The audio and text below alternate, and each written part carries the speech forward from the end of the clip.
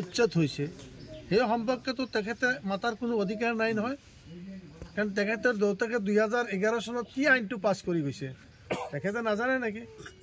আৰু সুপ্ৰিম কোৰ্টৰ সিদ্ধান্ত থকাৰ পিছতো তৰুণ গগৈ ইচ্ছা কৰিলে 15 বছৰত এই মানুহখিনিক অল্টাৰনেটিভ এটা জাগা ঠিক কৰি এইবিলাক মানুহক এটা বহাৰ জাগা কৰিব দিব পাৰিলেহেঁতেন। এই কথাবিলাক মানে গৌৰৱ গগৈৰ জনা আছে। গতিকে গৌৰৱ গগৈ এই সম্পৰ্কে একো কথা নকয়। গৌৰৱ গগৈ ক'ব নেপালীসকলৰ কিবা সমস্যা হ'লে সেইটো চিঠি লিখিব চেণ্ট্ৰেল গভৰ্ণমেণ্টলৈ। দুই চাৰিটা মানুহৰ যদি মানে হেৰি হয়, মানে আপোনাৰ নেপালী মানুহৰ বা অন্য কমিউনিটিৰ হয়, সেইটোৰ কাৰণে চিঠি লিখিব। কিন্তু অসমৰ সংখ্যালঘু বিশেষকৈ বেংগলী স্পিকিং মুছলমানৰ সম্পৰ্কে এখেতে কথা নকয় নহয়।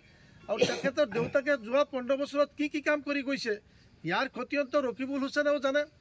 আজি মৰহুম ছাপ্লাই মিনিষ্টাৰ নাই নজৰুল ইছলাম তেখেতসকলেও জানে, নুৰুজ্জামান চৰকাৰেও জানে, আৰু যিসকল কংগ্ৰেছত আছিল তেখেতেও জানে, ময়ো জানো। মই 2006ৰ পৰা 11লৈকে বিধায়ক আছিলোঁ। তৰুণ গগৈ নেতৃত্বাধীন চৰকাৰত কি ঘটনা হৈছে, কি কাম কৰি থৈ গৈছে। আৰু হেমন্ত বিশ্ব শৰ্মা আছিল তাৰ সোঁহাত, আৰু বাওঁহাত আছিল ৰকিবুল হুছেইন। গতিকে হেমন্ত বিশ্ব শৰ্মা বহুত কথাইতো তেখেতৰ পৰা শিকি লৈছে নহয়, আৰু এটা সুযোগ পাইছে আজি। এতিয়া সংখ্যালঘুৱে কি ভাবিব? এতিয়া সংখ্যালঘু 15 বছৰ কংগ্ৰেছৰ চৰকাৰ আছিল, তৰুণ গগৈ মুখ্যমন্ত্ৰী আছিল, গৌৰৱ গগৈ এতিয়া সভাপতি। কিন্তু গৌৰৱ গগৈ এটা কথা উল্লেখ কৰিছে যে আমি সংখ্যালঘু পক্ষত আছোঁ, মেয়াৰ পক্ষত আছোঁ বুলি। আৰে কেনেকৈ সি মেয়াৰ পক্ষত আছে? তেওঁৰ দেউতাকো মেয়াৰ পক্ষত নাছিল নহয়, তেখেত কেনেকৈ মেয়াৰ পক্ষত থাকিব? মেয়াৰ পক্ষততো কোনোদিন নাছিল। আজি কংগ্ৰেছ প্ৰেচিডেণ্ট হোৱাৰ পিছত এতিয়া দায়ী কি? কংগ্ৰেছৰ কোনটো ষ্টেটমেণ্ট আছে? এই উচ্ছেদ যি চলি আছে এতিয়া দায়ী কোন হ'ব? নাই, এই উচ্ছেদৰ শুনক, বিগত দিনত যদি আজি স্বাধীনতাৰ 70 বছৰৰ ভিতৰত আজি এই মানুহবিলাকক যদি কংগ্ৰেছে বেছি সময় শাসন কৰিছিল, স্বাধীনতাৰ পিছত একেধাৰে 37 ইয়াৰ্ছ পাৱাৰ কনজিউম কৰিছিল কংগ্ৰেছে। এই অসমতে 78তে প্ৰথম মানে আপোনাৰ গোলাপ বৰবৰুৱাৰ নেতৃত্বত এটা চৰকাৰ হৈছিল, প্ৰফুল্ল মহন্ত দুবাৰ শাসন কৰিছিল। এতিয়া মানে সোণোৱাল চাহাবে এবাৰ কৰিলে, আৰু এতিয়া হেমন্ত বিশ্ব শৰ্মা ডাঙৰীয়াই অসমৰ মুখ্যমন্ত্ৰী হৈছে। কিন্তু বেছি সময়তো ইয়াতে কংগ্ৰেছে শাসন কৰিছিল। আৰু এই মানুহবিলাক মানে আপোনাৰ 1985 চনৰ আগত চব মানুহেতো কংগ্ৰেছক ভোট দিছিল।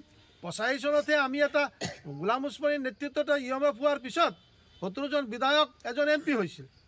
আৰু তাৰপিছত IMDT বাতিল হোৱাৰ পিছতহে বদৰুদ্দিন আজমলৰ নেতৃত্বত এটা ৰাজনৈতিক দল হ'ল UDF, যিটো সময়ত গৈ পেলাই নাই UDF।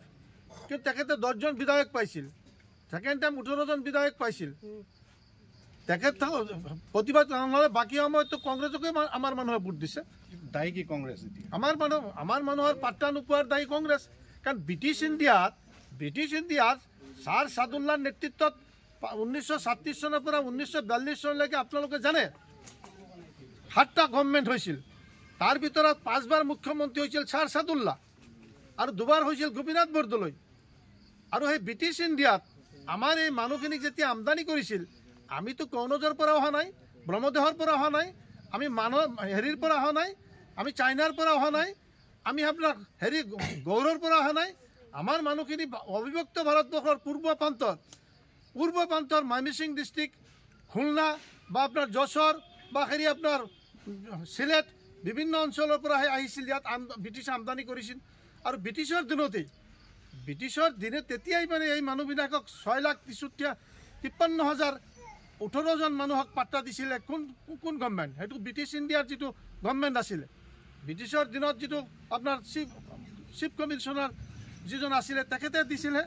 কিন্তু স্বাধীনতাৰ পিছত 47 চনৰ 15 আগষ্টৰ পিছত কিমান % মানুহক মাটিৰ পাত্তা দিছে?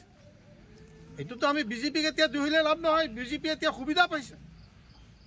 আৰু হেমন্ত বিশ্ব শৰ্মা তৰুণ গগৈৰ লগত থাকি 5 বছৰ আছিল আপোনাৰ হিতেশ্বৰ শইকীয়াৰ লগত, আৰু তাৰপিছত আপোনাৰ 13 বছৰ একেলগে কেবিনেট মিনিষ্টাৰ চলাইছিল। তেখেতে অসমৰ চব সম্পৰ্কে জানে। আৰু সংখ্যালঘু এলেকাত তেতিয়া ময়ো হেমন্ত বিশ্ব শৰ্মাক বৰপেটাৰ এখন মিটিঙত এড্ৰেছ কৰাইছিলোঁ। মই তেতিয়া MLA আছিলোঁ।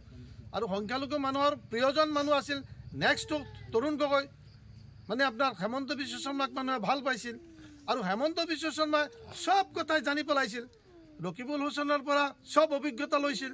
অসমৰ মুছলমানৰ যেনেকুৱা স্কুল কলেজবিলাক যিবিলাক চৰকাৰী আছিলে, সেইবিলাক যেতিয়া আপোনাৰ চৰকাৰীকৰণ কৰিব বিচাৰিছিলে, তেতিয়া মুছলমান MLA মন্ত্ৰীসকলে বাধা দিছিল যে আমি যদি এই কাম কৰি যাওঁ নেক্সট টাইম গভৰ্ণমেণ্ট হ'লে আমি কি কৰিম।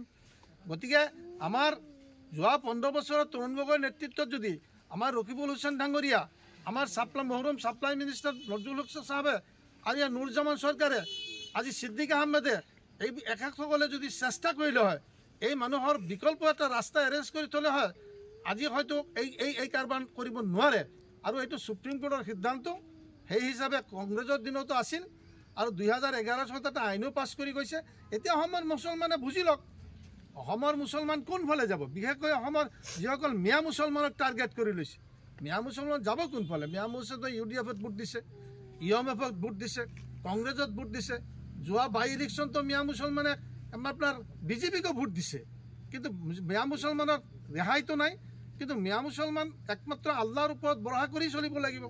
আৰু তেখেতকৰ লাইন, আৰু মইতো সদায় এটা কথা মানুহক কওঁ যে আপোনালোকে এই অসমত যিসকল আমি অসমীয়া মিয়া, চৰুৱা, বাটিয়া, নঅসমীয়া, মামিচিঙা বুলি কয়, এইবিলাক যে কয় যে বহিৰাগত বিধি, কোন বহিৰাগত, ক'ৰ পৰা আহিছে? আমিতো কনৌজৰ পৰা অহা নাই, ব্ৰহ্মদেশৰ পৰা অহা নাই, আমিতো মানে হেৰি থাইলেণ্ডৰ পৰা অহা নাই। It was a British India. আমাৰ মানুহ যেতিয়া 18 শতাব্দীৰ শেষ ভাগত আহিছিল আৰু 19 শতিকাৰ প্ৰথম ভাগত আহিছিল, তেতিয়া অসম আছিল নেকি? অসমখনতো 1912 চনত হৈছে। অসমখনতো 1912, তেতিয়া নাগালেণ্ড আছিল নেকি? মেঘালয় আছিল নেকি? অৰুণাচল আছিল নেকি? মিজোৰাম আছিল নেকি? হাতবনি চম্পা আছিল নেকি? West Bengal and West Bengal during the period of time, during the period of British India, it was West Bengal and East Bengal. গতিকে আমি ৱেষ্ট বেংগলৰ এটা পাৰ্টৰ পৰা আমাৰ মানুহখিনি আমদানি কৰা হৈছিল খেতি বাতি কৰাৰ কাৰণে, মৰাপাট উৎপাদনৰ কাৰণে, শস্য উৎপাদনৰ কাৰণে। গতিকে এই মানুহখিনিৰ ওপৰত অত্যাচাৰ বহুবাৰ হৈছে। 50 চনতো সাম্প্ৰদায়িক দাঙ্গাৰ সময় হৈছে। এই মানুহখিনিৰ ওপৰত 60 দশকত বিমলা প্ৰসাদ চলিয়াৰ দিনত পাকিস্তানী নামত বহুত অত্যাচাৰ হৈছে। এই মানুহখিনিৰ ওপৰত নোটিছ পৰ্ব গৈছে। এই মানুহবিলাকে বহুত হিয়াৰিং দিব লগা হৈছে। NRCৰ নামত পৃথিৱীত ক'তো NRC নাই। তৰুণ গগৈৰ নেতৃত্বৰ চৰকাৰ তাত NRC আহিছে, আৰু কিমান হিয়াৰিং দিব লগা হৈছে। আৰু এতিয়া সোণোৱালৰ দিনততো ইভিকশ্যন হ'লেও এনেকুৱা অৱস্থা হোৱা নাছিল। আজি হেমন্ত বিশ্ব শৰ্মাইতো চেলেঞ্জ কৰি লৈছে, মিয়াসকলক শান্তিত থাকিব নিয়ালে, মিয়াসকল শান্তিত থাকিব নে অশান্তিত থাকিব, সেইটো দায়িত্ব অসমৰ মুখ্যমন্ত্ৰী নহয়, সেইটো দায়িত্বত ওপৰত এজন বহি আছে, তেখেতৰ দায়িত্ব। গতিকে আমি বিশ্বাস কৰোঁ, আমি ভৰসা কৰোঁ আল্লাহৰ ওপৰত।